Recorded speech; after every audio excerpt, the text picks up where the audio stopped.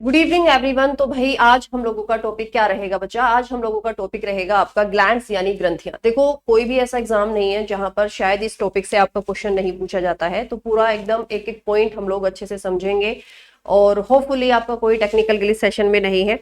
बाकी आप लोग मुझे जरूर बताएंगे कि ये सेशन आप लोगों को कैसा लगा।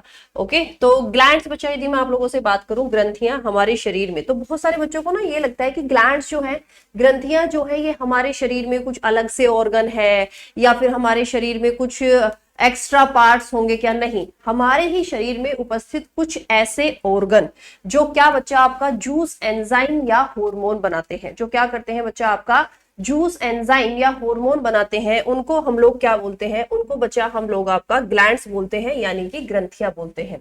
तो हमारे शरीर में उपस्थित कुछ ऐसे ऑर्गन जो कोई जूस एंजाइम या हार्मोन बनाने का कार्य करते हैं, उन्हीं को हम ग्लैंड्स यानी ग्रंथियां बोलते हैं। अब ये ग्लैंड्स दो पार्ट में डिवाइड होती हैं, exocrine gland and endocrine gland, अंतःस्रावी ग्रंथियां और बहिःस्रावी ग्रंथियां। मैम, बहिःस्रावी ग्रंथियां क्या होती हैं? बहिःस्रावी ग्रंथियां आपकी वो होती हैं जो कोई जूस या एंजाइम बनाने का कार्य करती हैं। जो कोई जूस या एंजाइम बनाने का कार्य करती हैं वो होती है बहिःस्रावी ग्रंथियां।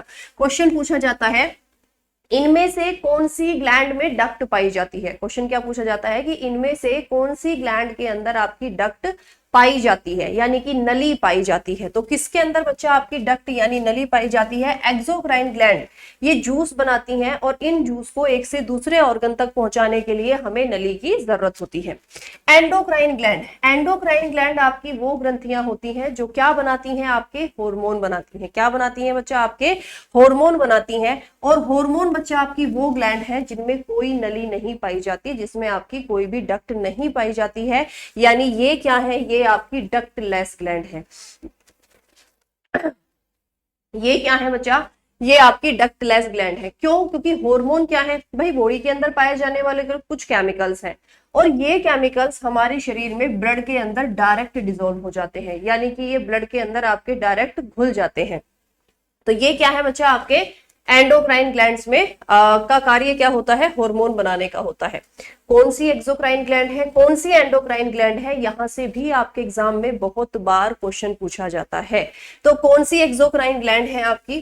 पहले एक्सोक्राइन ग्लैंड याद कर लीजिए, lacrimal gland, liver, mammary gland, gastric gland, salivary gland, sweat gland and intestinal gland. ये सारी की सारी आपकी हमारे शरीर में एक्सोक्राइन ग्लैंड होती हैं, यानी कि जो कोई जूस या एंजाइम बनाती हैं।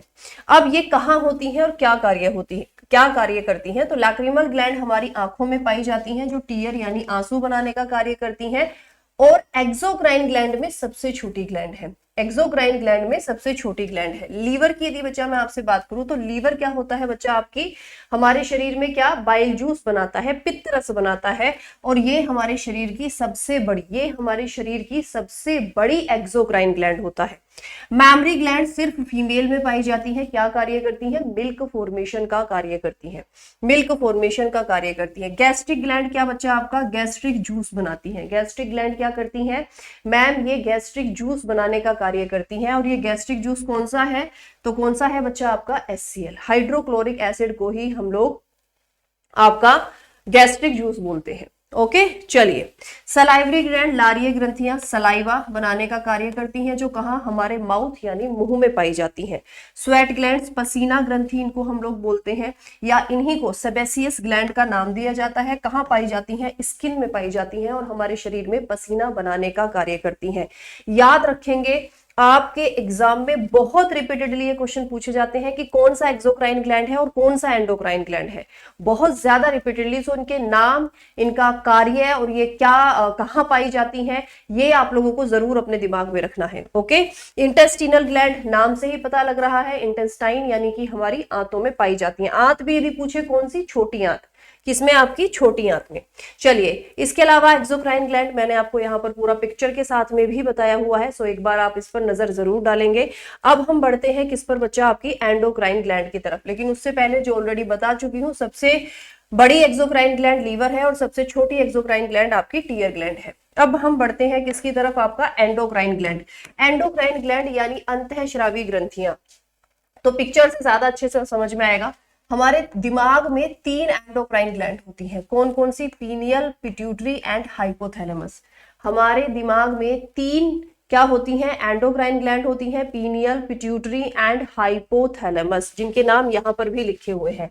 गले में एच आकार की ग्रंथि होती है, हमारे गले में एक एच आकार की या तितली के आकार की बटरफ्लाई शेप की ग्लैंड होती है जिसका नाम है थायराइड ग्लैंड।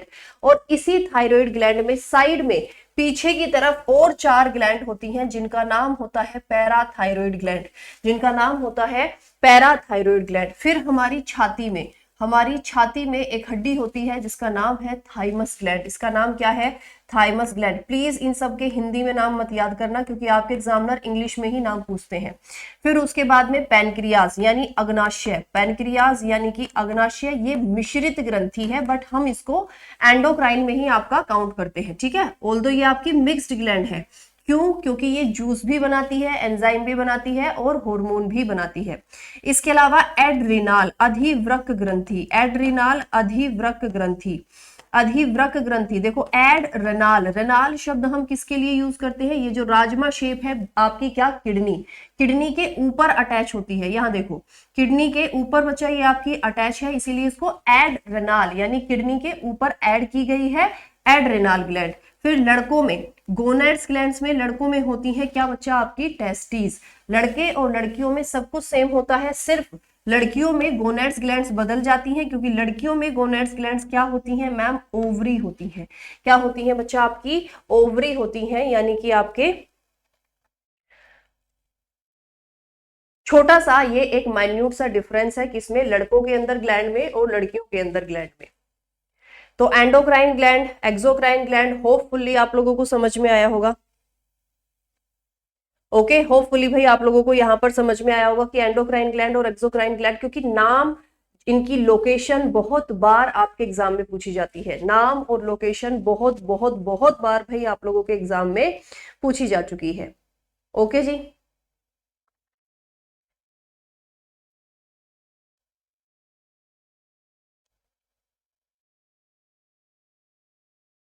चलिए थोड़ा सा हम लोग सेशन को आगे बढ़ाते हैं। तो भाई देखो, एंडोक्राइन ग्लैंड की यदि मैं आप लोगों से बात करूं तो क्या करती हैं, हार्मोन बनाने का कार्य करती हैं, जिसके बारे में एच स्टर्लिंग ने 1902 में बताया था। सबसे पहला फर्स्ट हार्मोन हमने आपका कहां पर भाई, पैनक्रियाज में सैक्रेटिन नाम का, पैनक्रियाज में सैक्रेटिन नाम का हार्मोन देखा गया था। इसके अलावा पीनियल ग्लैंड, अब एक एक ग्लैंड को हम लोग आपका कंप्लीट करेंगे। देखो पीनियल ग्लैंड मैंने अभी आपको बताया था कहां पाई जाती है, आपके ब्रेन में पाई जाती है, यानी आपके मस्तिष्क में पाई जाने वाली ग्लैंड है। क्या करती है, मेलाटोनिन हार्मोन बनाती है। इस मेलाटोनिन हार्मोन को हम लोग बायोलॉजिकल क्लॉक हार्मोन के नाम से भी जानते हैं, और पीनियल ग्लैंड को हम लोग बायोलॉजिकल क्लॉक ग्लैंड के नाम से जानते हैं, अलार्म ग्लैंड के नाम से हम लोग इसको जानते हैं। क्यों, क्योंकि देखो पता है बहुत बार ना आपने ऐसे देखा होगा कि बचपन में ना हमको बोला जाता था कि सुबह जितने बजे उठना हो तकिए को बोल के सो जाना, और हमें ऐसे लगता था कि सुबह हमें तकिया उठा देता है, बट वो हमें तकिया नहीं उठाता था, हमारा दिमाग उठाता था। आप में से बहुत सारे लोगों के साथ में ऐसे पहले हुआ होगा कि आप जो समय अपने दिमाग में सोच के सोते हैं, कि जैसे मान लिया आपने सोचा कि भाई मुझे सुबह 4 बजे उठना है, तो बहुत बार 3:30 बजे, 3:45 बजे ही एक बार आपकी आंख जरूर खुलती है। यानी ये जो पीनियल ग्लैंड है ये अपने अंदर टाइम के रिगार्डिंग डेटा को स्टोर कर लेती है, और जब भी कभी वो समय आपका आता है तो आपका ब्रेन आपको एक बार सिग्नल भेजता है कि समय होने वाला है उठने का। अब वो आप पर डिपेंड है कि आप उस समय उठना चाहोगे या नहीं उठना चाहोगे। तो ये सारे काम कौन करता है, मेलाटोनिन हार्मोन करता है। इसको हम रात को सुलाने वाला और सुबह उठाने वाला हार्मोन भी बोलते हैं, है ना, रात को सुलाने वाला और सुबह उठाने वाला हार्मोन भी बोलते हैं, बायोलॉजिकल क्लॉक ग्लैंड बोलते हैं, डायूरेनल साइकिल हमारे शरीर में कंट्रोल करता है, और नाइट हार्मोन के नाम से इसको जाना जाता है। इसके अलावा इससे हमारे शरीर में, इसकी मदद से हमारे शरीर में एक पिगमेंट बनता है जिसका नाम है मेलानिन। मेलानिन हमारे शरीर में स्किन कलर के लिए रिस्पॉन्सिबल होता है, किसके लिए, यानी हमारा रंग गोरा होगा ये काला, ये मेलानिन पर आपका निर्भर करता है। मेलानिन ज्यादा बनेगा तो आपका कलर सांवला हो जाएगा, मेलानिन कम बनेगा तो आपका रंग कैसा हो जाएगा, गोरा हो जाएगा। मेलाटोनिन यदि हमारे शरीर में कम बनता है तो एक बीमारी इंसोमानिया यानी नींद ना आने की बीमारी हमको लग जाती है। अब मैम एक बात बताओ, ये मेलाटोनिन बनता कैसे है ना, इसका मतलब मैं आपसे ये बोल रही हूँ कि अंधेरे में मेलाटोनिन ज्यादा बनता है। देखो हमारा जो बॉडी है, हमारी जो ब्रेन है ना, वो बहुत ही डेवलप्ड है। हमारा ब्रेन कैसे पता लगाता है कि रात है? हमारी आंखों से। हमारी आंखों में जो ऑप्टिक नर्व है, जो ब्रेन के पास सिग्नल लेके जाती है, ये लाइट का सिग्नल लेके जाती है। आपने अधिकतर नोटिस किया होगा, जब आपको नींद नहीं आती तो आप क्या बोलते हैं, अरे लाइट बंद कर दो यार, नींद नहीं आ रही है ना। लाइट बंद करते हो तो नींद आ जाती है। क्यों? क्योंकि जैसे ही आपने अपनी आंखें बंद की और लाइट बंद हुई, पूरा कंप्लीट डार्क हो गया, आपकी आंखों पर रोशनी जा ही नहीं रही है बिल्कुल भी, है ना। तो इस केस में क्या हुआ, ऑप्टिक नर्व ब्रेन को सिग्नल भेजेगी कि भाई रात हो गई है, अंधेरा हो गया है, मेलाटोनिन ज्यादा सीक्रेट होगा। मेलाटोनिन ज्यादा सीक्रेट होगा तो आपको नींद आ जाएगी। जैसे छोटे बच्चों के साथ में क्या होता है, जब छोटा बच्चा पैदा होता है तो कुछ घरों में आपने देखा होगा बहुत तेज लाइट जला के रखते हैं रात के समय भी, और फिर शिकायत करते हैं कि रात को हमारा बच्चा सोता नहीं है। अगर आपके घर में छोटा बच्चा है तो रात के समय तेज लाइट नहीं जलानी है, सिर्फ बहुत हल्की सी लाइट जला के रखिए कि बच्चे का हाथ पैर आपके सोने में या ऐसे कहीं नीचे ना दब जाए, बस उतनी लाइट जला के रखिए। बहुत हल्की हमें रोशनी रखनी चाहिए, क्योंकि वो बच्चा अभी तक एमनियोटिक फ्लूइड में था, माँ के अंदर था, उसको दिन रात के बारे में नहीं पता। अब वो बाहर आया है तो उसको ब्रेन, उसका पिट्यूटरी ग्लैंड जो है, उसकी जो सॉरी पीनियल ग्लैंड जो है, ये मेलाटोनिन हार्मोन अभी बनाना सीख रही है कि दिन और रात जैसी कोई चीज होती है। तो बच्चा धीरे धीरे दिन में एक्टिव होना सीखता है और रात को सोना सीखता है, क्योंकि उसके ब्रेन को अभी तक ये फंक्शन के बारे में नहीं पता था। तो जिन लोगों में मेलाटोनिन हार्मोन कम बनता है उनको नींद नहीं आती। मैम हमने सुना है कि अगर कुछ बच्चे या कुछ लोग ऐसे होते हैं कि जो रात को मोबाइल देखते हैं तो उनको नींद नहीं आने की बीमारी, इंसोमानिया हो जाता है। बिल्कुल सही सुना है। इसका भी एक रीजन है। अब इसका रीजन सुनिए, इसका क्या रीजन है। देखो, अगर मान लिया आपने कमरे की लाइट बंद कर दी, बट आप टकर टकर टकर अपने मोबाइल पर लगे हुए हैं, लैपटॉप पर लगे हुए हैं, आप कुछ भी, लाइट आपकी आंखों पर जा रही है, तो इसमें ना आपका ब्रेन कंफ्यूज होता है। आपकी बॉडी, आपकी लाइट जो है, जो ऑप्टिक नर्व है, वो ब्रेन तक सिग्नल लेके जा रही है कि उतनी लाइट नहीं है जितनी दिन में होती है, जितने में मैं काम करती हूँ, बट लाइट है, कुछ तो हो रहा है बॉडी के साथ में। और वो कुछ तो हो रहा का मैसेज लगातार बहुत लंबे समय तक यदि आप ऐसा करते हैं तो वो ब्रेन के पास सिग्नल भेजता है और ब्रेन कंफ्यूज हो जाता है। फिर वो उस समय पर मेलाटोनिन हार्मोन बनाना बंद कर देता है कि भाई इसका तो रोज का काम है, ये रोज लाइट के साथ में रात में पता नहीं क्या करता है।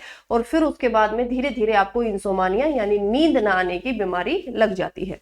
नेक्स्ट है पिट्यूटरी ग्लैंड। पिट्यूटरी ग्लैंड दो पार्ट में डिवाइड होती है, एक इसका एंटीरियर पार्ट होता है, एक पोस्टीरियर पार्ट होता है। हमारे ब्रेन में क्वेश्चन पूछा जाता है, मटर के दाने के समान कौन सी ग्लैंड है? तो पिट्यूटरी ग्लैंड मटर के दाने के समान एक ग्रंथि होती है। अब इसका एंटीरियर पार्ट अलग हार्मोन बनाता है, पोस्टीरियर पार्ट अलग हार्मोन बनाता है। एंटीरियर पार्ट, सबसे पहले हम एंटीरियर पार्ट को कंप्लीट करेंगे। एंटीरियर पार्ट पहला हार्मोन बनाएगा TSH, thyroid stimulating hormone. TSH यानी थायराइड स्टिमुलेटिंग हार्मोन आपका ये बनाएगा। दूसरा क्या है बच्चा आपका? सोमेटोट्रोपिन हार्मोन, जिसको हम ग्रोथ हार्मोन के नाम से जानते हैं। अगर ये हार्मोन आपके शरीर में ज्यादा बन जाता है, अगर ये हार्मोन आपके शरीर में ज्यादा बन जाता है तो आपको गिगेंटिज्म यानी आपकी हाइट बहुत ज्यादा बढ़ जाएगी, और अगर कम बनता है तो ड्वार्फिज्म यानी बौनेपन का शिकार हो जाएंगे। दूसरा prolactin hormone. Prolactin hormone females में बनता है, ये भी पिट्यूटरी ग्लैंड हेल्प करती है बनाने में, और ये मिल्क फॉर्मेशन में बच्चा हमारी बॉडी में मदद करता है। ACTH, इनकी फुल फॉर्म आपके एग्जाम में बहुत पूछी जाती है, एड्रीनोकोर्टिकोट्रोपिक हार्मोन। एड्रीनोकोर्टिकोट्रोपिक हार्मोन इसकी फुल फॉर्म होती है। और ये किसको कंट्रोल करने के लिए, जब एड्रिनल आ चुका है आपका तो किसको, एड्रिनल ग्लैंड को कंट्रोल करने के लिए सीक्रेट किया जाता है। अब प्रोलैक्टिन हार्मोन के बारे में थोड़ी सी हम लोग जानकारी ले लेते हैं। देखो, आप सब ने एक चीज देखी होगी, जब किसी भी लेडी की डिलीवरी होती है तो उसको एक चीज बोली जाती है कि जितना बच्चे को दूध पिलाओगे, बच्चा उतना ही क्या करता है, बॉडी उतना ही दूध बनाती है ना। ये हम सबको घरों में सिखाया जाता है जब भी किसी लेडी की डिलीवरी होती है। तो ये क्या चक्कर क्या है, दो हार्मोन होते हैं, प्रोलैक्टिन, ऑक्सीटोसिन, है ना। और एस्ट्रोजन प्रोजेस्टेरोन को भी साइड में रखते हैं। दो मेन हार्मोन है, ऑक्सीटोसिन जो माँ को बच्चे से और बच्चे को माँ से जोड़ता है। देखा है ना, बच्चा माँ को हर जगह पहचान लेता है, वो तुरंत माँ की गोदी में आते ही शांत हो जाता है ना, पूरी दुनिया उसी में बसती है बच्चे की। तो ये ऑक्सीटोसिन हार्मोन की वजह से ऐसा होता है ना। अटैचमेंट वाला हार्मोन होता है वो स्पेशली, और बच्चों में बहुत ज्यादा सीक्रेट होता है। और जब तक बच्चा छोटा होता है, माँ के अंदर भी पीक लेवल पर सीक्रेट होता है। वैसे माँ के अंदर हमेशा होता है, बट छोटे बच्चे के लिए और ज्यादा होता है। प्रोलैक्टिन हार्मोन क्या है, ये स्पेशल है मिल्क फॉर्मेशन के लिए। जब डिलीवरी हुई है तो जो मैमरी ग्लैंड्स हैं, जो मिल्क फॉर्मेशन के लिए बनी हुई हैं, जिनका काम है फीमेल की बॉडी में दूध बनाने का, वो ये दूध बनाने का भी जो काम है ये ब्रेन से कनेक्टेड है। मतलब ये प्रोलैक्टिन हार्मोन है जो बॉडी को सिग्नल भेजेगा, पिट्यूटरी ग्लैंड के पास में सिग्नल भेजेगा कि भैया बॉडी को मिल्क की जरूरत है, बच्चे को भूख लग रही है, दूध बनाओ। तो वो मैमरी ग्लैंड्स में ज्यादा से ज्यादा आपका दूध बनना शुरू हो जाता है और बच्चे का पेट भरता है। लेकिन जैसे ही बच्चा 3 महीने का होता है, बच्चे का दूध की रिक्वायरमेंट ज्यादा बनती है और उसी समय पर क्या होता है, माँ उस समय पर दूसरे कामों में बिजी हो जाती है, थोड़ा थोड़ा है ना, दूसरे कामों में बिजी हो जाती है, वर्किंग है, घर के काम है, तो उसका माइंड अब डाइवर्ट होना शुरू हो गया है। तो बॉडी को सिग्नल क्या जाता है, जैसे बहुत बार क्या होता है भाई, मान लिया बच्चा रो रहा है और माँ किसी काम में लगी हुई है, उसको मान लिया वो नौकरी भी करती है, घर भी काम करती है, तो वो क्या करती है, अरे थोड़ी देर और ऐसे करते करते ना कई बार 2-2 घंटे हो जाते हैं और बच्चे को दूध ही नहीं मिलता है। बच्चा थक हार के कई बार सो भी जाता है भूखा ही, है ना, क्योंकि वो छोटा बच्चा है, मुंह से तो बोला गया नहीं, तो बॉडी को सिग्नल जाता है कि दूध कम बनाना है। तो फिर फीमेल के अंदर दूध आपका कम बनना शुरू हो जाता है। भाई गवर्नमेंट पागल थोड़ी है जो 6 महीने की छुट्टियां अप्रूव की हैं। क्यों 6 महीने की छुट्टी अप्रूव की हैं? क्योंकि उस 6 महीने में ज्यादा से ज्यादा बॉडी को रेस्ट देना है फीमेल को और अपने बच्चे का पूरी तरह से ध्यान रखना है और ज्यादा से ज्यादा अपना दूध पिलाना है, क्योंकि वही बच्चे के लिए अमृत का काम करता है। सिर्फ बचपन नहीं, वो लाइफ टाइम बॉडी को सस्टेन करने में मदद करता है। और जो उस समय पर दिक्कत होती है वो फिर दिक्कत होती है। दूसरा, मैम अगर किसी को नेचुरली भी प्रॉब्लम हो जाती है, किसी को मिल्क फॉर्मेशन 2 महीने 3 महीने के बाद ऑटोमेटिक कम हो जाता है, तो उस केस में हम गाय भैंस का दूध पिलाना शुरू कर सकते हैं। मैम हम गाय के दूध में पानी मिलाकर पिला देते हैं, भैंस के दूध में पानी मिलाकर दे देते हैं। आपको किसी को ऐसा नहीं करना। गाय भैंस का दूध बच्चे को देना ही नहीं होता है। इवन 8 या 10 महीने का ना हो, 6 महीने भी नहीं, 8 या 10 महीने का बच्चा जब तक ना हो, आपको नहीं देना है बच्चे को गाय भैंस का दूध। सिर्फ आप मार्केट से अगर माँ को कोई दिक्कत है, फॉर्मूला मिल्क लेके आइए, वही पिलाइए। छोटे बच्चे के साथ एक्सपेरिमेंट नहीं करते। ना जाने हर साल कितने बच्चों की डेथ होती है इन्फेक्शन की वजह से, और जो उनको गाय और भैंस के दूध से होता है। ठीक है, चलिए आगे बढ़ते हैं। तो अपने बच्चे के साथ में कोई एक्सपेरिमेंट आपको नहीं करना। इसके अलावा एक हार्मोन बनता है GTRH, गोनेडोट्रोपिन रिलीजिंग हार्मोन, जो ऑब्वियसली किसको, गोनेड्स ग्लैंड्स को कंट्रोल करने के लिए बनाया जाता है। मैम गोनेड्स ग्लैंड्स में कौन से हार्मोन होते हैं? जैसे ल्यूटेनाइजिंग हार्मोन हो गया, FSH हो गया, है ना, फोलिकल स्टिमुलेटिंग हार्मोन, ये सब आपके किसमें, गोनेड्स ग्लैंड्स में काउंट होने वाले हार्मोन हैं, जो ऑब्वियसली रिप्रोडक्टिव हेल्थ को इंप्रूव करते हैं। चलिए आगे बढ़ते हैं। पोस्टीरियर पार्ट आपका क्या क्या हार्मोन बनाता है? तो पहला हार्मोन है वैसोप्रिन, जिसको ADH भी कहा जाता है, एंटी डाइयूरेटिक हार्मोन। ये हमारे शरीर में यूरिन में वाटर लेवल को बैलेंस करता है। दूसरा हार्मोन है ऑक्सीटोसिन। दूसरा हार्मोन क्या है आपका? ऑक्सीटोसिन हार्मोन है। इसी को हम लव हार्मोन बोलते हैं, जो अभी मैंने आपको बताया था, है ना, किसी चीज से जो अटैचमेंट होता है वो इस हार्मोन की वजह से हमको होता है। फीमेल में ये हार्मोन ज्यादा पाया जाता है। लेबर पेन को टॉलरेट करने में ये हार्मोन मदद करता है। ओके, अगर ये हार्मोन लड़कों में ज्यादा बन जाता है तो ऐसे लड़के बाइसेक्सुअल हो जाते हैं। ऐसे लड़के मेल फीमेल दोनों के साथ में रिलेशन बनाना चाहते हैं। अब ये ADH कैसे काम करता है? देखो आप सबने सुना होगा, शराब पीने के बाद में बार बार हमको सूसू जाना पड़ता है। अब इसका रीजन क्या है? शराब पीने के बाद में बार बार सूसू करने क्यों जाना पड़ता है? इसका रीजन है कि अल्कोहल जैसे ही आपके ब्रेन के पास जाएगा, ब्रेन तुरंत बॉडी को सिग्नल बोलेगा और बोलेगा ADH बनाना बंद करो। ये आदमी पागल है, मैंने इसको समझाया हुआ है कि मुझे अल्कोहल नहीं पसंद, हमारी बॉडी को अल्कोहल नहीं पसंद। अल्कोहल ये समझ लीजिए सबसे बड़ा दुश्मन है हमारी बॉडी का। जैसे ही आपकी बॉडी में अल्कोहल गया, ब्रेन के पास अल्कोहल गया, तो बोलते ना कि आता माजी सटक ली, तो ब्रेन का वो सटक जाता है कि भाई ठीक है, तूने मेरे साथ गड़बड़ करी है ना, अब देख मैंने भी अगर तुझे जमाने से बंदर ना कहलवाया तो मेरा नाम भी ब्रेन नहीं है ना। वो अपनी मतलब ले गया, अपनी सेल्फ रिस्पेक्ट पे ले लेता है भाई ब्रेन बात। सबसे पहले बोलेगा ADH बनाना बंद करो, इसको बार बार बाथरूम के चक्कर कटवाओ, है ना। ये ADH क्या काम करता है हमारे शरीर में? जब किडनी के पास में ब्लड फिल्टर होने के लिए आता है, तो ब्लड में फिल्टरेशन में क्या होता है भाई, यूरिया, यूरिक एसिड, इन सबको अलग निकालती है। लेकिन उससे पहले यहाँ पर एक बैरियर होता है कि जब किडनी के पास में आपका ब्लड आ रहा है, तो इस ब्लड के पास में, क्योंकि ये इम्प्योर ब्लड है जिससे इसको यूरिन बनाना है, तो इसमें ज्यादा वाटर अमाउंट नहीं होनी चाहिए। तो यहाँ एक पुल होता है, और वो पुल अगर ज्यादा पानी है तो उसको वापस बॉडी में भेज देगा कि अच्छा पानी ज्यादा है, यहाँ से नहीं जाना, यहाँ से जाओ, वापस आपके शरीर में भेजता रहेगा। ऐसे जब आपने शराब पी ली तो ये ADH तो बन नहीं रहा है, अब ये सारा ब्लड आपकी किडनी के पास जा रहा है। अब किडनी बोलेगी अच्छा इतना सारा पानी, भाई मैं क्या करूं, मेरे पास आ गया ये, तो किडनी क्या करेगी, यूरिन में, इसको यूरिन में आपका बाहर निकालती रहेगी, यूरिन में आपका बाहर निकालती रहेगी। तो इसीलिए आप लोगों को क्या हो जाता है, बार बार यूरिन का प्रेशर लगता है। चलिए नेक्स्ट आपका क्या है, अच्छा वैसोप्रीन और ये सब कुछ मैं आपको, ऑक्सीटोसिन यहाँ पर आपका सोशल, ठीक है ये मैं आपको बता चुकी हूँ। चलिए नेक्स्ट है हाइपोथैलेमस। हाइपोथैलेमस को हम बोलते हैं मोम ग्लैंड। क्या बच्चा आपका, मोम ग्लैंड, यानी इसको मास्टर ऑफ मास्टर ग्लैंड कहा जाता है, इसको हम लोग मास्टर ऑफ मास्टर ग्लैंड बोलते हैं। क्यों, क्योंकि हमारे शरीर में जितनी भी एंडोक्राइन ग्लैंड है ना, सिर्फ हाइपोथैलेमस को छोड़कर बाकी सारी ग्लैंड्स को कंट्रोल करने का कार्य किसका है, इसी हाइपोथैलेमस का है। इसीलिए हम इसको मास्टर ऑफ मास्टर ग्लैंड के नाम से जानते हैं। ओके, तो ये पिट्यूटरी ग्लैंड को कंट्रोल करती है। ये क्या क्या हार्मोन सीक्रेट करेगी, डोपामाइन, जिसको हम हैप्पी हार्मोन बोलते हैं, बहुत हमें खुश रखने में मदद करता है ना, हॉबी हार्मोन बोलते हैं। और साथ ही साथ एडिक्शन, किसी चीज की अच्छी आदत, आपको एक्सरसाइज करने की आदत है, खाना बनाने की आदत है, कोई भी अच्छी आदत है, डोपामाइन जिम्मेदार है। सिगरेट पीने की आदत, शराब पीने की आदत, होता है ना, एक बार सिगरेट पी, फिर निकोटीन गया आपके ब्रेन के अंदर, डोपामाइन सीक्रेट हुआ, डोपामाइन सीक्रेट हुआ, अरे अच्छा अच्छा कुछ अच्छा हुआ है, कुछ अच्छा हुआ है, फिर दो सिगरेट पीने की आदत, फिर 3 सिगरेट पीने की आदत, फिर आपका दिमाग उस डोपामाइन को सीक्रेट ही करता जा रहा है, सीक्रेट ही कर, क्योंकि ब्रेन जो है ना ये बहुत रिलैक्सिंग मूड, इसको पसंद ही नहीं है, स्ट्रेस लेते हो सर में दर्द होता है ना, वो बोल रहा है भाई क्यों ले रहा है स्ट्रेस, मत लेना, मेरे को नहीं है पसंद स्ट्रेस लेना, बंद कर दे स्ट्रेस लेना, है ना। तो इसीलिए ये सारे हार्मोन बंद होने शुरू हो जाते हैं। अब ये हाइपोथैलेमस कौन कौन से आपके हार्मोन सीक्रेट करता है, तो ऑक्सीटोसिन हार्मोन सीक्रेट करने में मदद करता है, किसकी, पिट्यूटरी ग्लैंड की।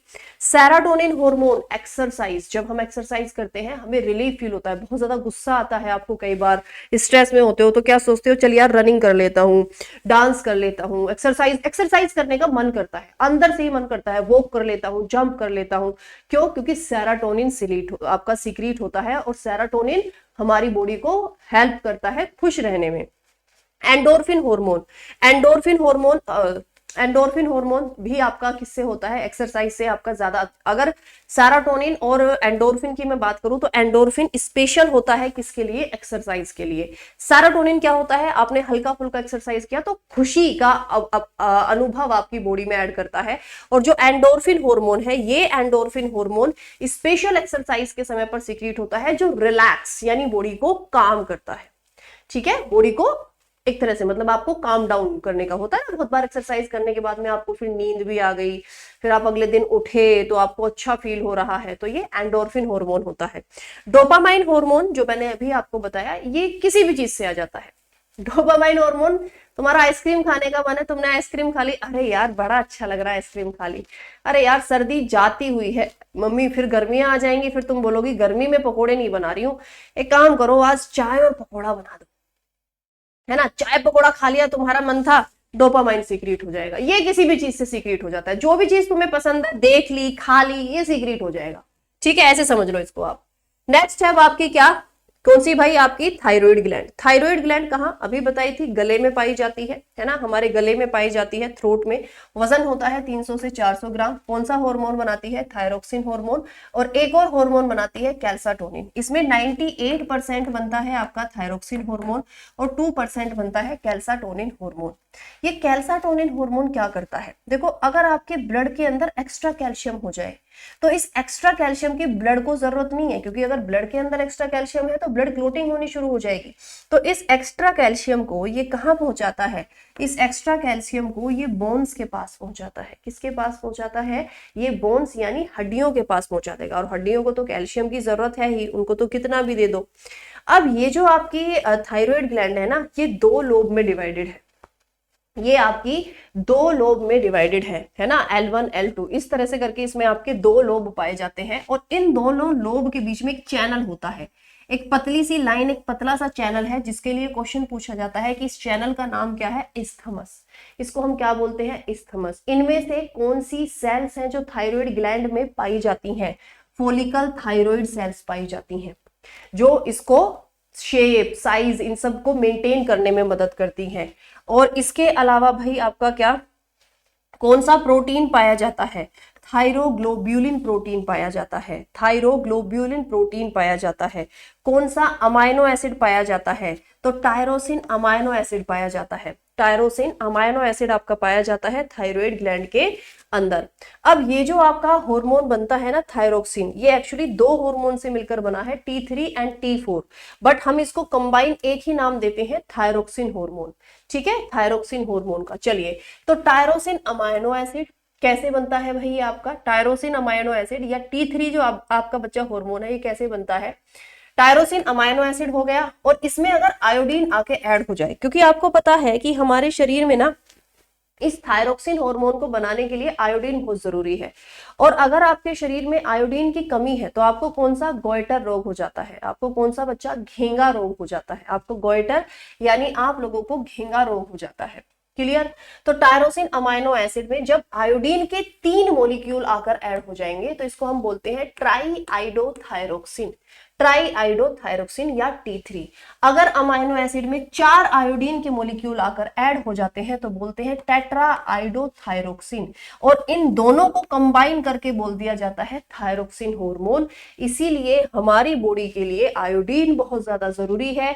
क्यों जरूरी है बच्चा आपका? क्योंकि आयोडीन की अगर कमी है तो देखो ये थायरोक्सिन हार्मोन पूरा नहीं बनेगा। अगर आयोडीन की कमी है तो ये थायरोक्सिन हार्मोन पूरा नहीं बनेगा। ओके, ठीक है। चलिए आगे बढ़ते हैं। नेक्स्ट आपका हम लोग देखते हैं कार्य क्या है। ये आपका जो थायरोक्सिन हार्मोन है हमारे शरीर में क्या काम करता है? मेटाबॉलिक रेट को बढ़ाने का काम करता है। किसको? मेटाबॉलिक रेट को बढ़ाने का काम करता है, वाटर लेवल को बैलेंस करने का काम करता है, बीएमआर को रेगुलेट करता है। Ma'am body mass index BMI तो सुना है, बीएमआर क्या है? बीएमआर होता है बेसाल मेटाबॉलिक रेट। अब मैम ये क्या होता है? बेसाल मेटाबॉलिक रेट होता है हमारी सेल्स ने कितना ऑक्सीजन कितनी स्पीड से कंज्यूम किया। देखो जब हम खाना खाते हैं मेटाबॉलिक रेट क्या होता है? बोलते हैं ना अरे तेरा मेटाबॉलिक रेट बहुत बढ़िया है, अरे यार मेरा ना मेटाबॉलिक रेट बहुत खराब है। जिनका डाइजेशन वीक होता है, जिनका थोड़ा खाने पर वजन बढ़ जाता है, उनका मेटाबॉलिक रेट बहुत खराब होता है। बहुत लोग आपने देखे होंगे ना पूरा दिन खाते रहते हैं, वजन नहीं बढ़ता, मतलब मेटाबॉलिक रेट बॉडी का बहुत बढ़िया है। बीएमआर क्या है? अब इसमें बीएमआर है आपने कुछ खाना खाया, वो डाइजेस्ट होगा किसकी मदद से? ऑक्सीजन की मदद से। अब आपकी सेल्स ऑक्सीजन कंज्यूम करती हैं किसी भी न्यूट्रिएंट को तोड़ने के लिए, जब तो एटीपी बनेगी, नहीं तो एटीपी नहीं बनेगी। बस यही जो ऑक्सीजन कितनी स्पीड से कंज्यूम किया गया है, यही ऑक्सीजन कितनी स्पीड से कंज्यूम किया गया है, इसी को हम बोलते हैं बीएमआर, बेसाल मेटाबॉलिक रेट। चलिए अब कुछ होने वाली बीमारियां। थायराइड ग्लैंड में आपकी कौन सी बीमारियां होती हैं? अगर थायरोक्सिन हार्मोन कम बनता है तो क्रेटिनिज्म, हाइट कम रह सकती है, आईक्यू लेवल कम, बच्चों को कम है, ये बच्चे मेंटली रिटायर्ड होते हैं, बच्चों पे आईक्यू लेवल बहुत कम हो सकता है। दूसरा ग्रेव्स डिजीज, अगर थायरोक्सिन हार्मोन ज्यादा है, थायराइड का वैल्यू बढ़ी हुई आई है आपकी बॉडी में, तो पोट्यूटिडाइज मतलब आंखें जो है ऐसे रहती हैं, आंखों की पुतलियां बड़ी होना शुरू हो जाती हैं, आंखें बाहर की तरफ निकलना शुरू हो जाती हैं, है ना, और क्या पेट बढ़ना शुरू हो जाता है, वजन बढ़ना शुरू हो जाता है, बीपी बढ़ना शुरू हो जाता है, सांस ऐसे थोड़ी सी फूली फूली सी सांस ये लोग लेते हैं। किसमें? आपके अगर थायरोक्सिन हार्मोन ज्यादा बनता है आपकी बॉडी के अंदर तो इसीलिए ये कंट्रोल रहना जरूरी है। साथ ही साथ आपका एक और होता है फीमेल के अंदर मेंस्ट्रुअल साइकिल। अगर फीमेल के अंदर थायराइड में कुछ भी प्रॉब्लम है तो मेंस्ट्रुअल साइकिल हर मंथ रिपीट नहीं होती है ना, मेंस्ट्रुअल साइकिल आपकी हर मंथ रिपीट नहीं होती है। इसीलिए आपने देखा होगा जब भी कभी किसी लड़की को अगर प्रेगनेंसी में दिक्कत है, सबसे पहले डॉक्टर क्या पूछती है? आपको थायराइड तो नहीं है? क्योंकि अगर थायराइड ग्लैंड में कुछ भी दिक्कत है तो लड़की को हर मंथ मेंस्ट्रुअल साइकिल रिपीट नहीं होगी और प्रेगनेंसी में दिक्कत होगी। अब हाइपो और हाइपर के केसेस देख लेते हैं थोड़ा सा क्या क्या होते हैं। जिनको हाइपो मतलब जिनको थायरोक्सिन हार्मोन कम बनेगा, और हाइपर जिनको थायरोक्सिन हार्मोन ज्यादा बन रहा है। जिनको कम है ड्राई हेयर, बहुत सूखे बाल रहेंगे, पफी फेस मतलब फेस जो है ऐसे हो जाएगा, पफी फेस हो जाएगा, गोइटर तो दोनों केसेस में होगा, ठीक है। और इसके अलावा क्या भाई? Heart beat slow heart beat रहेगी, वेट बढ़ना शुरू हो जाएगा, कॉन्स्टिपेशन रहेगा, इनको पोटी ढंग से नहीं आएगी, है ना, हर समय ठंडा फील होगा, हर समय क्या होगा बच्चा आपका, ठंडक फील होगी इनको। दूसरा, हेयर लॉस, जिनको ज्यादा है आपकी, मतलब जिनको थायराइड ग्लैंड की आपकी ज्यादा दिक्कत है, उनको क्या होगा बच्चा, हेयर लॉस आपका होना शुरू हो जाएगा। और जो आई होंगी वो आपकी बजिंग आई, अभी बताया था ना, ऐसे फैली फैली हुई सी आंखें रहेंगी इनकी। गोइटर इनको भी होगा, हार्ट बीट फास्ट रहेगी, वेट लॉस होगा, और डायरिया, इनको जल्दी जल्दी क्या होगा, लूज मोशन लगेंगे, इनको जल्दी जल्दी क्या होगा बच्चा आपका, लूज मोशन। और हीट इंटॉलरेंस होंगे, इनको गर्मी बर्दाश्त नहीं होगी, इनको गर्मी बर्दाश्त नहीं होगी। देखो बेटा, हर एक हार्मोन का ना हमारे शरीर में एक लेवल फिक्स है। अब सारी वैल्यूज मुझे नहीं याद, मैं आपको क्लियर बता देती हूँ, सारी वैल्यूज मुझे नहीं है याद कि किस हार्मोन का कितना होना चाहिए, क्योंकि भाई ऑब्वियसली मैं लैब में काम नहीं करती हूँ कि मैं लोगों की जो है रोज रिपोर्ट बनाती हूँ। चलिए आगे बढ़ते हैं।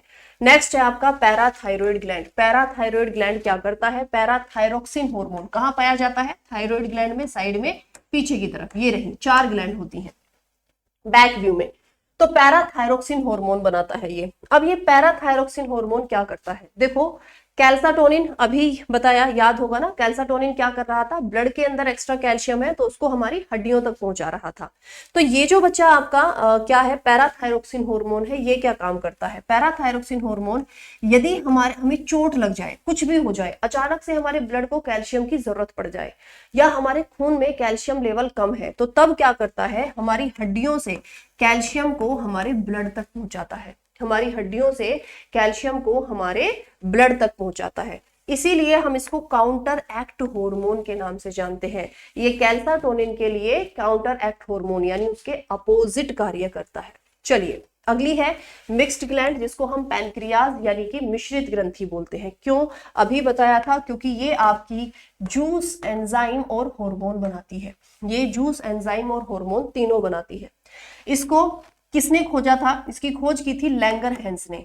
तो बहुत बार इसको ना आपको लैंगरहैंस ग्रंथि भी लिखा हुआ मिलेगा। लैंगरहैंस ने इसकी खोज की थी, तो इन्हीं के नाम पर एक पार्ट का नाम रखा हुआ है islets of Langerhans, islets of Langerhans, जहां उपस्थित होती हैं बीटा सेल्स। और ये beta cells, most important question, insulin hormone बनाती हैं। यही वो इंसुलिन हार्मोन है जो हमारे ब्लड में शुगर लेवल को यानी कि ग्लूकोज को मेंटेन करता है, बैलेंस करता है। यही वो इंसुलिन है जिसके इंजेक्शंस आपने लोगों को लगाते हुए देखा होगा। ये पत्ती के आकार का, ये पत्ती के आकार का हमारे शरीर में आपका पैनक्रियाज पाया जाता है। अब मैम इसके अंदर ऐसा क्या होता है, कैसे इंसुलिन बनाता है, एक ही काम है क्या बस इंसुलिन बनाने का? नहीं, इसके शरीर में, इसके अंदर एक्चुअली 4 सेल्स है, alpha beta delta and F cells. F cells separate है, पैनक्रियाटिक जूस बनाती है, दैट्स इट। अल्फा सेल्स बनाएगी ग्लूकागोन हार्मोन, क्या ग्लूकागोन। बीटा अभी बताया इंसुलिन हार्मोन। और ये डेल्टा सेल बनाती है सोमेटोस्टेटिन हार्मोन। ये क्या काम करता है, ये जो सोमेटोस्टेटिन हार्मोन है ना, ये इस अल्फा और बीटा को देखेगा कि भाई लिमिट में रह के काम करना है, तुम्हें ज्यादा इधर उधर कूद फांद नहीं करनी है। तो सोमेटोस्टेटिन का काम होता है कि ये अल्फा और बीटा की एक तरह से निगरानी करेगा कि भैया ज्यादा नहीं बने और कम भी ना बने। पहले ग्लूकागोन हार्मोन समझते हैं। ग्लूकागोन, जिसका किम्बल और मोरलिन को श्रेय दिया जाता है खोज का, ज्यादा याद मत करना, नहीं पूछा जाता खोज बहुत ज्यादा आपके पेपर में। इसको हम बोलते हैं फास्टिंग हार्मोन। आप सबको पता है ना कि हमारे कल्चर में व्रत रखना सिर्फ हमारा ही कल्चर है ना। आप कहीं और किसी देश में चले जाओ, कहीं पर कुछ व्रत जैसी चीज नहीं मिलेगी। उन्होंने बहुत हजारों साल बाद हमसे इस चीज को, प्रोसेस को अपनाया कि फास्टिंग बहुत जरूरी है। रिसेंटली आपके जापान या जर्मनी के एक साइंटिस्ट है, उन्होंने पूरी थ्योरी निकाली है अपनी कि फास्टिंग हमारी बॉडी के लिए बहुत बहुत बहुत जरूरी है। 16 घंटे मिनिमम हमें अपनी बॉडी को रेस्ट पे छोड़ना चाहिए, फास्टिंग करनी चाहिए हमें 16 घंटे। 24 में से सोचो 16 घंटे हमें कुछ नहीं खाना चाहिए। यदि आप ऐसा कर पाते हैं तो आपको कैंसर जैसी खतरनाक बीमारियां नहीं होंगी, शुगर नहीं होगा, कैंसर नहीं होगा, बीपी की प्रॉब्लम नहीं होगी, हार्ट अटैक नहीं आएगा। उन्होंने बहुत सारी लिस्ट निकाली कि सिर्फ एक चीज कि आप दिन में 16 घंटे कुछ मत खाइए और आपको बिल्कुल कोई बीमारी नहीं होगी, बहुत कम बीमार पड़ेंगे, हमारी बॉडी का इम्यूनिटी सिस्टम स्ट्रॉन्ग होगा। कैसे होगा मैडम, ये बता दो, ये कैसे काम करेगा? देखो, अब 16 घंटे दिन का मतलब है सोने वाला टाइम। कैसे 16 घंटे आपके पूरे होंगे? हमें 8 घंटे की नींद लेनी चाहिए, हमारी बॉडी के लिए जरूरी होता है। आप 8 घंटे सो गए, सुबह उठते ही तुरंत खाना शुरू मत करो, 2 घंटे बॉडी को, जैसे आप 8 बजे उठे तो 2 घंटे तक कुछ मत खाइए। 12 घंटे हो गए आपके, ठीक है, 12 घंटे हो गए। जब आप रात को सोते हैं, सोने से 2 घंटे पहले कुछ मत खाइए, है ना। कोशिश करिए 3 या 4 घंटे, जैसे मान लिया अगर आप 10 बजे सोते हैं तो 7 बजे खाना खा लीजिए, तो हो गए आपके 14 से 15 घंटे, ठीक है। 1 घंटे का हम गैप ले लेते हैं कि भैया हमारे लिए इतना ही पॉसिबल हो पा रहा है ना। तो ये 14-15 घंटे यदि आप अपनी बॉडी को दे पाते हैं, तो इसमें आपकी बॉडी क्या करती है, जब हमारी बॉडी में खाना नहीं जाता तो ये ग्लूकागोन हार्मोन एक्टिव होता है, क्योंकि देखो सेल्स तो दिन रात काम करती हैं, सेल्स हमारी रात दिन काम करती हैं। अगर सेल काम नहीं करेंगी तो एटीपी नहीं बनेगा, एटीपी नहीं बनेगा, एनर्जी नहीं बनेगी, तो भैया हम क्या होंगे, हम आपके मर जाएंगे, हम आपके मर जाएंगे। तो बॉडी तो काम कर रही है ना। जब हम खाना नहीं खाते हैं या जब हम फास्ट रखते हैं, जिस दिन हम फास्ट रखते हैं मर थोड़ी जाते हैं एकदम से, क्यों जरूरी है ये फास्टिंग। ये ग्लूकागोन हार्मोन हमारे शरीर में जो एक्स्ट्रा ग्लूकोज है, जो एक्स्ट्रा ग्लूकोज है उसको किस में चेंज करता है, ग्लाइकोजन में चेंज करता है। उसको किस में चेंज करता है, आपका ग्लाइकोजन में चेंज करता है, ठीक है। ये ग्लाइकोजन ग्लूकागोन की मदद से, किससे मैम, ग्लूकागोन की मदद से वापस ग्लूकोज में चेंज होता है, वापस ग्लूकोज में चेंज होता है, हमारी बॉडी की सेल्स के पास जाता है, और यही वो ग्लूकोज है जिससे सेल्स एनर्जी बनाती हैं, एटीपी बनाती हैं। यदि आपने फास्टिंग करनी शुरू कर दी, हफ्ते में 1 दिन यदि आप फास्ट रखना शुरू कर देते हो, तो बॉडी में क्या होता है, आपने खाना खाया नहीं है, जो भी एक्स्ट्रा आपकी बॉडी के अंदर ग्लाइकोजन स्टोर है वो सब यूज हो जाना है, क्योंकि शरीर को तो काम करना है ना। वो सब आपका क्या होता है बच्चा, यूज होना शुरू हो जाता है, यानी सारा ग्लूकोज में चेंज हो जाएगा, आपकी बॉडी एकदम क्लीन हो जाएगी, फिल्टर हो जाएगी, तैयार है वो नया काम करने के लिए, है ना। जब हम फास्ट रखते हैं तो हमारी बॉडी बहुत बार क्या होती है, जिनका मेटाबॉलिक रेट बहुत फास्ट होता है, या आप काम करते हो, वर्किंग कंडीशन में हो, तो बॉडी को ना सिर्फ उतने ग्लाइकोजन से काम नहीं चल रहा जितनी उसमें ग्लूकोज जा रहा है। तो पता है क्या होता है, हमारी बॉडी में शुरू होता है फैगोसाइटोसिस। फैगोसाइटोसिस में क्या होता है कि एक सेल दूसरी सेल को खा जाती है। फैगोसाइटोसिस एक ऐसी प्रक्रिया है जिसमें एक कोशिका दूसरी कोशिका को खा जाती है, ओके। अब जब ये फैगोसाइटोसिस आपका होता है, जब ये फैगोसाइटोसिस बच्चा आपका होता है, तो हमारे शरीर में बहुत सारी हर रोज डेड सेल्स होती हैं। वो डेड सेल्स हमारी बॉडी की इम्यूनिटी सिस्टम उनको क्लीन कर देती है, बट जब हम फास्ट रखते हैं ना, तो ये डेड सेल बहुत तेज स्पीड से कम होती है, फैगोसाइटोसिस बढ़ गया।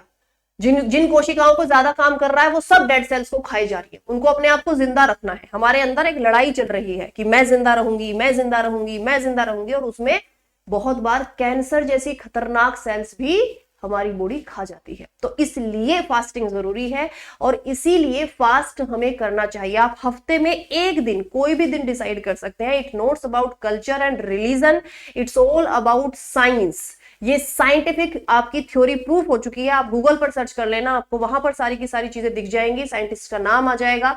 ना ही मैं ये कह रही हूं कि मैं किसी एक रिलीजन को प्रमोट कर रही हूं, ना कुछ, भाई सिंपल है, ये साइंस है। आप कोई भी दिन डिसाइड कर लीजिए कि मैं सोमवार को, मंगलवार को, बुधवार को 1 दिन खाना मत खाइए, आपकी बॉडी बहुत अच्छा रिफ्रेश फील करती है।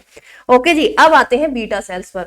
मैम बीटा सेल्स तो हम सबको पता है कि ये क्या करती हैं, आपका इंसुलिन हार्मोन बनाती हैं। ये क्या है इंसुलिन, और इससे कैसे डायबिटीज हो जाएगा? देखो हमारी बॉडी में क्या हो रहा है, ध्यान से पढ़ेंगे। नहीं नहीं, पानी पी सकते हो, पानी वानी पी सकते हो।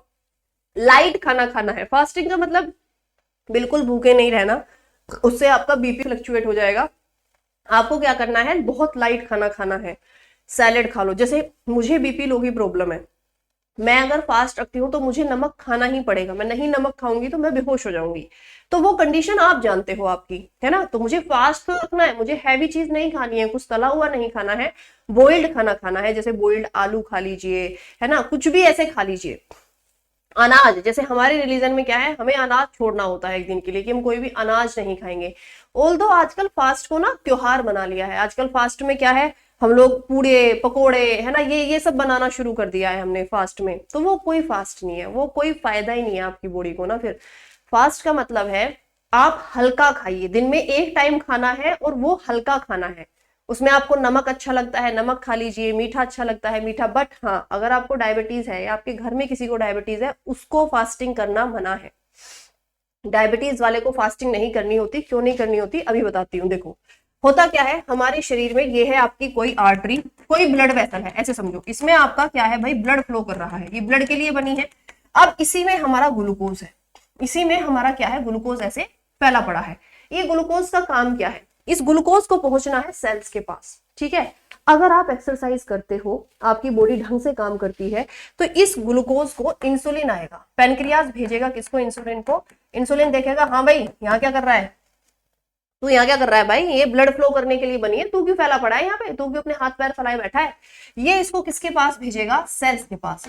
अब सेल्स एक्टिव है ना, आप एक्सरसाइज कर रहे हो, रनिंग कर रहे हो, कुछ भी काम कर रहे हो, कुछ भी आपने वर्कआउट किया है, कुछ भी एक्टिविटी की है, सेल्स बोलेंगे हाँ आंदे आंदे आंदे आंदे आंदे आंदे, ऐसे बोलेंगे। भाई उसको तो एनर्जी की जरूरत है ना, वो खत्म हो रही है एटीपी, नहीं तो वो मर जाएगी।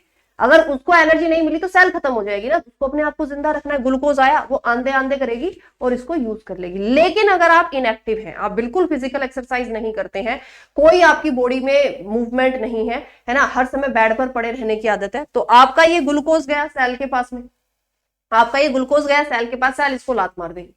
सेल बोलेगी हट, मेरे को कोई जरूरत नहीं है, पड़ा हुआ है ये बंदा सुबह से सोफे पे, हिला ही नहीं है, मैं क्या करूंगी तेरा, मेरे पास है एटीपी, चल जा आराम करने दे मेरे को, है ना, रहने रहने रहने रहने, और ये वापस लात मार के इसको भेज देगी ब्लड के पास में। फिर इंसुलिन आएगा, फिर इंसुलिन बोलेगा तू यहीं बैठा है, मैं तेरे को बोला था ना सेल के पास जा। ये बोलेगा कि भाई उसको जरूरत ही नहीं है, मैं कहाँ जाऊं, मैं तो तुमने बेघर कर दिया, मेरा कोई घर ही नहीं है। ब्लड बोल रहा है मैं नहीं रखूंगा, इंसुलिन बोल रहा है यहाँ नहीं रहना, सेल बोल रही है वहां नहीं रहना। तो ये क्या करता है, ये कर लेता है कब्जा, है ना। होता है ना कि भैया जिस चीज पर अपना कुछ नहीं चलता वहां फिर लोग कब्जा कर लेते हैं, तो ये कब्जा करके बैठ जाता है आपके ब्लड के अंदर कि भाई। तो इंसुलिन क्या करेगा, इंसुलिन बोलेगा अच्छा तूने कब्जा कर लिया, ये थोड़ा सेल्फ रिस्पेक्ट वाला है ना, बोलेगा अबे चल जा भाड़ में जा, मेरे को आना ही नहीं है, मेरे को तेरे से बात ही नहीं करनी है ना, मेरे को तेरे से बात ही नहीं करनी है। और हमारी बॉडी को सिग्नल गया, ब्रेन को सिग्नल गया कि इंसुलिन कम बनाना है, क्योंकि बॉडी में कोई मूवमेंट नहीं है, ग्लूकोज यूज ही नहीं हो रही है, और धीरे धीरे ये ग्लूकोज का लेवल आपके ब्लड के अंदर बढ़ता रहेगा, और इसी को हम बोलेंगे फिर ब्लड शुगर। इसीलिए कहा जाता है जब डॉक्टर जिनको ब्लड शुगर होती है एक चीज बोलते हैं कि दिन में आधा घंटा वॉक जरूर करें, घूमें जरूर, एक्सरसाइज जरूर करें। टाइप 2 डायबिटीज जो अभी मैं आपको सिखा रही हूं, ये बेसिकली लोगों के इनएक्टिव होने की वजह से होती है, खाने पीने की वजह से होती है। Cold drinks, chips, junk food, जितनी भी मिठाइयां हैं आर्टिफिशियल, ये सब हमें क्या करती हैं, आपके शुगर को बढ़ाती हैं। चीनी एक और चीज होती है कि जिनको शुगर है ना वो गुड़ खा लेंगे, चीनी नहीं खाएंगे। देखो पहली बात तो शुगर लेवल दोनों में लगभग इक्वल है, आपका शुगर स्पाइक उतना ही होगा। आप चीनी खाने के बाद शुगर टेस्ट करा लीजिए, गुड़ खाने के बाद करा लीजिए, आपका शुगर लेवल बढ़ा हुआ ही आएगा, बहुत ज्यादा अंतर नहीं है। लेकिन गुड़ थोड़ा नेचुरल तरीके से बनाया जाता है, केमिकल्स उसमें कम होते हैं। दूसरा आयरन होता है, हमारे यहाँ दूध को गुड़ के साथ पीने के लिए क्यों बोलते हैं, क्योंकि गुड़ में क्या होता है बच्चा, आपका आयरन होता है। गुड़ में क्या होता है बच्चा, आपका आयरन होता है, तो वो आयरन बॉडी को थोड़ा सा बैलेंस करने में हेल्प कर देता है। ओके, तो ये इंसुलिन इस वजह से कम बनता है और फिर हो जाती है आपको डायबिटीज या ब्लड शुगर। ब्लड शुगर को हम पूरी तरीके से ठीक कर सकते हैं, शुगर को आप पूरी तरीके से बच्चा ठीक कर सकते हो। कैसे ठीक कर सकते हैं मैम, शुगर को हम ठीक कर सकते हैं किस तरीके से, आपका अगर मैं आप लोगों से बताऊं तो आप लोगों को एक्सरसाइज करनी है। जामुन बहुत अच्छी होती है, ब्लड शुगर को कंट्रोल करती है। अच्छा हाँ, शुगर वाले लोगों को ना आप देखना, आप उनको फ्रूट खाने को बोलो, अरे नहीं नहीं मुझे शुगर है लेकिन मिठाई खा लेंगे, भाई कोई फायदा नहीं है आपका, फिर कोई फायदा नहीं है। यदि आप फ्रूट्स नहीं खाते हैं और आप मिठाई खाते हैं तो आपके फिर कोई फायदा ही नहीं है कि आप ब्लड शुगर मतलब या अपना शुगर को आप कंट्रोल कर रहे हो। एक्सरसाइज करनी है, अमरूद बहुत अच्छा होता है शुगर वालों के लिए, जामुन बहुत अच्छी होती है, आंवला बहुत अच्छा होता है, जितनी भी बेरीज वाले फ्रूट है ना ये सब बहुत अच्छे होते हैं जिन लोगों को शुगर होती है उनके लिए। ओके, तो फ्रूट्स खा लीजिए, मिठाई बंद कर दीजिए, स्पेशली बाहर से आई हुई मिठाई, खोया चीनी से बनने वाली मिठाई, चाय में कुछ नहीं डाल के पीना है, चाय पीने का मन है फीकी चाय पीनी शुरू कर दीजिए, एक्सरसाइज करनी शुरू कीजिए। ऐसे हजारों की संख्या में मरीज हैं जिन्होंने खुद को ठीक किया है, जिनको टाइप 2 आपकी डायबिटीज होती है। ओके, तो बेसिकली ये मर्जी की डायबिटीज है, आप इसको ऐसे समझिए। इंसुलिन की खोज का श्रेय इंसुलिन बेसिकली वैक्सीन जो है वो बैंटिंग और बेस्ट ने बनाई है, तो ये मैं आपको पूरा समझा चुकी हूँ। अच्छा ठीक है, बीटा सेल्स के साथ में या इंसुलिन अगर किसी को इंजेक्शन लगते हैं या कम है, तो हमारी बॉडी में ना एक जिंक जो है भाई, ये हमारी बॉडी में हेल्प करता है इंसुलिन को काम कराने में। तो जिन लोगों को इंसुलिन होता है ना, उन लोगों को भी बेसिकली किस चीज का, आपका जिंक का भी उसमें साथ में आपका सोल्ट होता है। हाँ, एक क्वेश्चन पूछता है, एक बार एक बच्चे ने क्वेश्चन पूछा था कि मैम हम जो खाना खाते हैं उसमें हम फ्रूट या आपका जूस पी सकते हैं। देखो, मैं नॉर्मली भी, फास्टिंग में नहीं, मैं नॉर्मली भी लोगों को बोलती हूँ जूस मत पीजिए, फ्रूट्स खा लीजिए, लेकिन फ्रूट्स खाने के बहुत सारे रूल्स होते हैं। इंडिया में एक बड़ा ही वाहियात सा एक आपका वो है कि ये फल तोते ने खा लिया है मीठा हो जाएगा। भाई तुम देख के आए हो तोते ने खाया है? किसी भी सब्जी या फ्रूट पर दांत अगर लगे हुए आपको दिख रहे हैं, वो छिला हुआ दिख रहा है, मत खरीदो, मत खाओ। किसी सब्जी या फ्रूट को बिना धोए नहीं खाना है। उस पर क्या मक्खी मच्छर बैठा है, किसकी सुसु पोटी पड़ी हुई है, सांप ने, स्पेशली सांप जो होता है, आपको नहीं पता कहाँ सांप है, कैसा है, ठीक है। टमाटर की एक वीडियो वायरल हुई थी कि सांप जो है वो टमाटर में ऐसे दांत मार दिए उसने, है ना, उसको मूवमेंट दिया, अपने लिए कुछ भी खतरा लगा वो तो मार देगा उसमें दांत, और फिर अगर वही टमाटर हमने खा लिया तो गड़बड़। तो अगर कोई भी चीज है जिसपे आपको दांत जैसी निशान दिख रहा है, कुछ खुरचा हुआ निशान दिख रहा है, ऐसे नाखूनों जैसा, उसको मत खाइए, खरीदो भी मत, और खरीद के ले आए हो घर में तो फेंक दो, है ना। तो फ्रूट खाना ज्यादा बेटर होता है फास्टिंग अगर आप कर रहे हो, कंपेयर टू किसके, आपके जूस पीने के। क्यों? देखो, इसका एक रीजन है, आर्टिफिशियल जूस तो पीने ही नहीं है। मार्केट में जितने भी जूस है सब में चीनी है, कोई नहीं है उसमें, सिर्फ चीनी है और फ्लेवर है, और कुछ उसमें फ्रूट नहीं है। आपको अगर जूस पीना भी है तो आप अपने घर में निकाल लीजिए, लेकिन आपका जो फ्रूट होता है वो ज्यादा अच्छा होता है, क्योंकि फ्रूट में होता है फाइबर। और जब आप जूस पीते हो तो अधिकतर फ्रूट्स में फ्रक्टोज पाया जाता है, और फ्रक्टोज और ग्लूकोज लगभग सेम है, सिर्फ आपका एक्टिव ग्रुप दोनों में अलग अलग होता है, एक में एल्डिहाइड है, एक में कीटोन होता है, लेकिन काम दोनों हमारी बॉडी में जाकर एक ही करते हैं, एटीपी ही बनाते हैं, दोनों मोनोसैकेराइड में आते हैं। तो बहुत बार क्या होता है, फ्रक्टोज लेवल बढ़ सकता है हमारी बॉडी के अंदर अगर आप सिर्फ जूस पीते हैं। तो इसीलिए फल खाना ज्यादा खाने के लिए डॉक्टर बोलते हैं। डायबिटीज दो तरह की होती है, टाइप 1 एंड टाइप 2, ठीक है। डायबिटीज जो है बच्चा ये आपकी दो तरह की होती है, type 1 and type 2। Type 1 juvenile diabetes, बच्चे को या तो माँ के गर्भ से प्राप्त होती है, ढंग से इलाज नहीं मिलता तो 12 से 13 साल की उम्र के बाद में ये बच्चे मर जाते हैं। और टाइप 2 जो अभी बताई थी, जो हमारी लाइफ साइकिल यानी डाइट पर आपकी डिपेंड होती है। डायबिटीज को हाइपरग्लाइकेमिया भी कहा जाता है।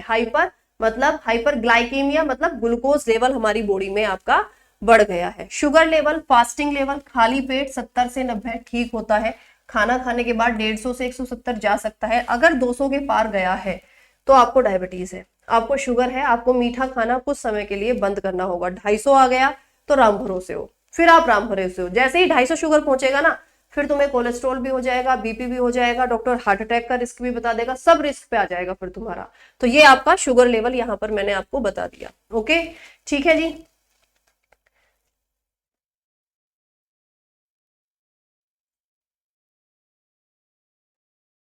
चलिए, नेक्स्ट ग्लैंड बच्चा आपकी क्या है, थाइमस ग्लैंड यानी कि थाइमस ग्रंथि। अब थाइमस ग्रंथि की यदि मैं आपसे बात करूं तो ये हमारे शरीर में इकलौती ऐसी ग्लैंड है जिसको हम बुढ़ापे की ग्रंथि बोलते हैं, मतलब जो उम्र के साथ हमारे शरीर में सिकुड़ना शुरू हो जाती है। तो ये बेसिकली आपकी 20 से 25 साल की उम्र के बाद में हमारे शरीर में सिकुड़ना शुरू हो जाती है। अब इसको बुढ़ापे वाली ग्रंथि क्यों कहते हैं, तो ब्लड वाले चैप्टर में मैं आपको बताऊंगी कि ब्लड में हमारे जो बी और टी लिम्फोसाइट्स होते हैं, वो बी और टी लिम्फोसाइट्स हमारे शरीर में आपके मैच्योर होते हैं। कहां पर आकर, बी लिम्फोसाइट्स आपके येलो बोन मैरो में ही मैच्योर हो जाते हैं, लेकिन इनमें से जो टी लिम्फोसाइट्स हैं ये मैच्योर होते हैं आपके थाइमस ग्लैंड में आके, इसीलिए इनका नाम भी टी लिम्फोसाइट्स रखा हुआ है, क्योंकि थाइमस ग्लैंड में आके आपके मैच्योर होते हैं। ये कौन सा हार्मोन बनाती है, तो मैम ये थाइमोसिन हार्मोन हमारे शरीर में बनाती है। कौन सा? Thymosin hormone. तो क्योंकि उम्र के साथ सिकुड़ना शुरू हो जाती है, टी लिम्फोसाइट्स हमारे शरीर में ढंग से मैच्योर नहीं हो पाते हैं, इसीलिए हम इनको क्या बोलते हैं, बुढ़ापे की ग्रंथि, यानी बॉडी की इम्यूनिटी आपकी कम होनी शुरू हो जाती है। अब नेक्स्ट है आपकी एड्रिनल ग्लैंड। अगली क्या है भाई आप लोगों की एड्रीनल ग्लैंड है, यानी कि अधिवृक्क ग्रंथि है। ये जो एड्रीनल ग्लैंड है हमारे शरीर में, ये आपकी दो पार्ट में डिवाइडेड है। एक इसका कोर्टेक्स वाला हिस्सा होता है और जो अंदर वाला हिस्सा होता है ये होता है आपका मेड्यूला। ये क्या होता है बच्चा? आपका मेड्यूला। इनमें जो कोर्टेक्स वाला हिस्सा है ये आपका अलग हार्मोन बनाता है, जैसे कि कोर्टेक्स वाला हिस्सा cortisol, aldosterone and androgen. And क्या बच्चा? आपका एंड्रोजन वाला एंड्रोजन हार्मोन सीक्रेट करता है। कोर्टिसोल, आपने बहुत सारे लोगों को देखा होगा ना यार, हम बहुत कम खाते हैं बट मोटापा बहुत बढ़ता है ना। एक तो मेटाबॉलिक रेट डिस्टर्ब होता है उनका, दूसरा कोर्टिसोल लेवल यदि आपका बढ़ा हुआ है या डिस्टर्ब है, आप ऐसे समझिए अगर कोर्टिसोल लेवल आपकी बॉडी में डिस्टर्ब है तो आपका वजन बढ़ सकता है ना। तो ये बेसिकली हमारे शरीर में शुगर लेवल और स्ट्रेस जो लोग ज्यादा लेते हैं उनका कोर्टिसोल लेवल बढ़ जाता है, मीठा ज्यादा खाते हैं कोर्टिसोल लेवल बढ़ जाता है, जिससे मोटापा बढ़ता है। ओके, एल्डोस्टेरोन सोल्ट को कंट्रोल करता है और एंड्रोजन हार्मोन सेक्सुअल कैरेक्टरिस्टिक्स को कंट्रोल करता है। तो देखो अभी कितने एस हो गए आपके? 1 2 3 और ये आपका 4। अब क्योंकि 4 एस हैं इसीलिए हम बहुत बार इसको क्या बोलते हैं मैम? 4S ग्लैंड कहा जाता है। इसको क्या कहा जाता है मैम? 4S ग्लैंड कहा जाता है। इसके अलावा जो मेड्यूला वाला हिस्सा है ये वही जो आपके एग्जामिनर का फेवरेट है, एड्रीनालाइन हार्मोन। क्या करता है? एड्रीनालाइन हार्मोन बनाता है। इसी एड्रीनालाइन हार्मोन को हम 3F हार्मोन भी बोलते हैं, फियर फाइट एंड फ्लाइट, है ना। 3F मतलब फियर फाइट और फ्लाइट, डर लगता है। कौन सा हार्मोन सीक्रेट होता है? एड्रीनालाइन। एक क्वेश्चन पूछा जाता है कि गिलहरी के अंदर कौन सा हार्मोन सबसे ज्यादा होता है? एड्रीनालाइन सबसे ज्यादा होता है। देखा है ना आपने, जरा सा एकदम से शोर होता है एकदम भाग जाती है। एड्रीनालाइन हार्मोन बहुत ज्यादा होता है, बहुत एक्टिव होता है। फियर के समय, डर के समय एड्रीनालाइन सीक्रेट होता है, लड़ते समय एड्रीनालाइन सीक्रेट होता है, और किसी चीज को देखकर भाग जाना, सांप पीछे पड़ जाए भाग जाएंगे, कुत्ता पीछे पड़ जाए हम भाग जाते हैं, तो एड्रीनालाइन हार्मोन सीक्रेट होता है उस समय पर हमारी बॉडी में ज्यादा। किसी भी इमरजेंसी की सिचुएशन में एड्रेनालाइन ज्यादा सीक्रेट होता है, इसीलिए हम इसको इमरजेंसी हार्मोन बोलते हैं। हमारे शरीर में बीपी को कंट्रोल करता है ये, हमारे शरीर में किसको? ब्लड प्रेशर को कंट्रोल करने में भी मदद करता है। इसके अलावा आपकी क्या है? गोनेड्स ग्लैंड्स यानी कि जनन ग्रंथियां हैं। जो लड़कों में टेस्टिस होती हैं और लड़कियों में होती हैं ओवरीज। टेस्टिस लड़कों में टेस्टोस्टेरोन हार्मोन बनाती हैं जो स्पर्म सेल को बूस्ट करते हैं, और लड़कियों में ओवरीज प्रोजेस्टेरोन और एस्ट्रोजन जैसे हार्मोन बनाती हैं जो फीमेल कैरेक्टरिस्टिक्स के लिए जिम्मेदार है, और प्रोजेस्टेरोन जैसे हार्मोन प्रेगनेंसी के समय और ज्यादा सीक्रेट होते हैं। इसके अलावा भाई आपके कुछ और हार्मोन्स की फुल फॉर्म पूछी जाती है, जैसे LH luteinising hormone, FSH follicle stimulating hormone. और इस चैप्टर के कुछ की पॉइंट्स हैं जहां से रिपीटेडली एग्जाम में क्वेश्चन पूछे जाते हैं, जैसे हमारे शरीर की सबसे बड़ी ग्लैंड लीवर है, सबसे छोटी एक्सोक्राइन ग्लैंड टीयर ग्लैंड है, सबसे largest endocrine gland thyroid gland है, सबसे छोटी पीनियल, सबसे छोटी एंडोक्राइन ग्लैंड पीनियल है, दूसरे नंबर की छोटी एंडोक्राइन ग्लैंड पिट्यूटरी ग्लैंड है जिसको मास्टर ग्लैंड भी बोलते हैं। H आकार की ग्रंथि कौन सी है मैम? थायराइड है। इमरजेंसी ग्लैंड या डू और डाई ग्लैंड या 3F ग्लैंड या 4S ग्लैंड किसको बोलते हैं? एड्रिनल ग्लैंड को आपका कहा जाता है। ठीक है, ये बच्चा आपके एड्रिनल ग्लैंड को कहा जाता है। ओके इसके अलावा भाई आपका क्या? मोम ग्लैंड। मोम ग्लैंड यानी मास्टर ऑफ मास्टर ग्लैंड जो ऑलरेडी बता चुकी हूँ। पिट्यूटरी किसको बोलते हैं? हाइपोथैलेमस को, क्योंकि ये पिट्यूटरी ग्लैंड को कंट्रोल करती है। Master gland simple pituitary gland को कहते हैं। थर्मो रेगुलेटरी ग्लैंड किसको कहा जाता है? या थर्मोमीटर ग्लैंड किसको बोलते हैं? हाइपोथैलेमस को बोलते हैं। एज के साथ, उम्र के साथ कम होने वाली ग्रंथि कौन सी है? आपकी थाइमस ग्लैंड है।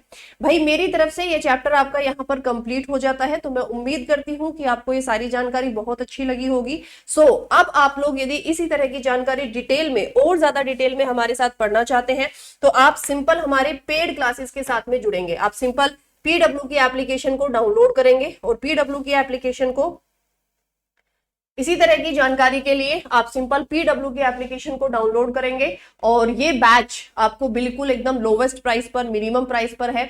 मात्र 499 रुपीज में ये बैच आपको सारे सब्जेक्ट इसमें आपको मिलेंगे, और सारे टीचर्स की आप आराम से डेमो सेशंस देखिए, उनका पूरा प्रोफाइल पढ़िए, उसके बाद में ही आप हमारे इस बैच में खुद को एनरोल करा सकते हैं। सारे सब्जेक्ट पढ़ाए जाएंगे इसमें आपके। बाकी यदि कोई डाउट है या आपके दिमाग में अभी भी कोई चीज है तो आप लोग मुझे कमेंट सेक्शन में बता सकते हैं कि मैम इस तरह से और क्लासेस में थोड़ा सा इंप्रूवमेंट कराइए, या फिर क्वेश्चंस के रिगार्डिंग। वैसे देखो मैं क्वेश्चंस सेपरेट कराना कम पसंद करती हूँ, क्योंकि क्वेश्चंस हम लोग, मैं आपको हर स्लाइड में बताती चलती हूँ कि यहाँ से ये क्वेश्चन पूछा गया है, ये क्वेश्चन पूछा जाएगा। तो मुझे ऐसे लगता है कि 10 क्वेश्चन अगर मैं आपको प्रैक्टिस करा भी दूंगी तो उनसे कुछ नहीं होने वाला, और वो 10 क्वेश्चन ना फिर बच्चे के दिमाग में सेट हो जाते हैं, उसको लगता है यही 10 क्वेश्चन बस इस चैप्टर से पूछे जाएंगे और फिर आप नोट्स का रिवीजन नहीं करते हो। सो मैं जब थ्योरी पढ़ाती हूँ, मैं थ्योरी के साथ में क्वेश्चन नहीं अटैच करती हूँ।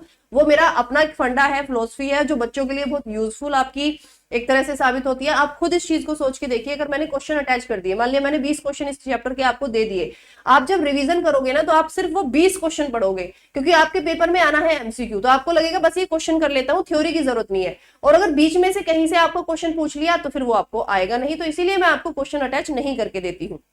बाकी अगर आप लोगों के दिमाग में कुछ भी है तो आप लोग मुझे बता सकते हैं भाई। बैच से जितना जल्दी हो सके आप लोग एनरोल करा लीजिए, क्योंकि नहीं तो फिर यही बैच भाई आप लोगों को हो सकता है 700-800 रुपए में लेना पड़ जाए, और बच्चे बाद में फिर महंगा बैच लेते भी हैं। डेली क्लासेस के लिए आप लोग रेलवे ग्रुप डी की डेली क्लासेस के लिए आप लोग मेरे साथ शाम 6 बजे जुड़ सकते हैं, और बाकी एनटीपीसी वाले बच्चे दोपहर 12 बजे आप लोग जुड़ सकते हैं। चलिए, तो उम्मीद करती हूँ कि सेशन आप सबको अच्छा लगा होगा। सो प्लीज आप लोग अपने प्यारे प्यारे कमेंट्स के जरिए मुझे ये जरूर बताएंगे कि ये सेशन आप लोगों को कैसा लगा। बाय बाय, टेक केयर, जय हिंद।